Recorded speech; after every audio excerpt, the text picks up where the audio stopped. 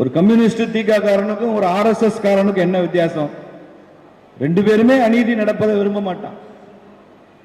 கோபத்தோடு பேசினான்னா அவன் கம்யூனிஸ்ட், வருத்தத்தோடு பேசினான்னா அவன் ஆர்எஸ்எஸ் சுயம் சேவக்.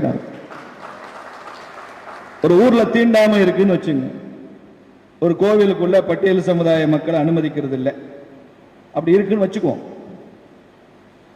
கம்யூனிஸ்டோ தீக்காக்காரனோ என்ன பண்ணுவான்? கிடைச்சதுரா ஒரு சாக்கு இல்லையா, ஒழிச்சிட வேண்டியது. அந்த கோயிலே மூட வச்சிடமா இல்லையா? திருவிழா எப்படி நடக்குதுன்னு பார்ப்போம். சாமிக்கு பூஜையே கிடையாது, மூடு கோயில.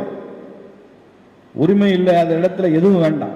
அடிச்சு ரெண்டு பக்கமும் கோவத்தை தூண்டி விட்டு இங்க வந்து என்ன சொல்லுவான்? பாரு உன்னை கோயிலுக்குள்ள விட மாட்டேங்கிறான். அங்கிட்டு போய் என்ன ஸ்கூல் கொடுப்பான்? பாரு அவன் கோயிலுக்குள்ள நேத்து வரைக்கும் வராதவே இன்னைக்கு வரணும்ன்றான், விடாத, தூண்டி விடுவான்.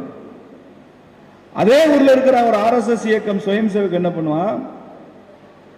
ஜாதியை காரணமாக காட்டி குறிப்பிட்ட சமுதாய மக்கள் கோவிலுக்குள் அனுமதிக்க கூடாது என்று சொன்னால் மிகப்பெரிய அநீதி. ஆர்எஸ்எஸ் தலைவர் பாபுராவ் பாலாசாஹேப் தேவரஸ் அவர் சொல்லியிருக்கிறார், தீண்டாமை குற்றம் இல்லை எனில் இந்த சமுதாயத்தில் எதுவுமே குற்றம் இல்லை அப்படின்னு சொல்லியிருக்கிறார்.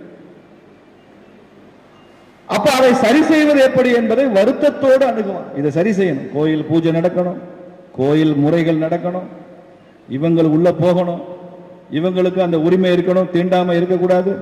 அதே சமயம் இவனை இதுவரைக்கும் அனுமதிக்காம மறுத்தானே அவன் மனசுல மாற்றம் வரும். இது ஒரு பெரிய ப்ராசஸ். ஆனால் அதற்காக உழைப்பான், அதை வெற்றி அடைவான்.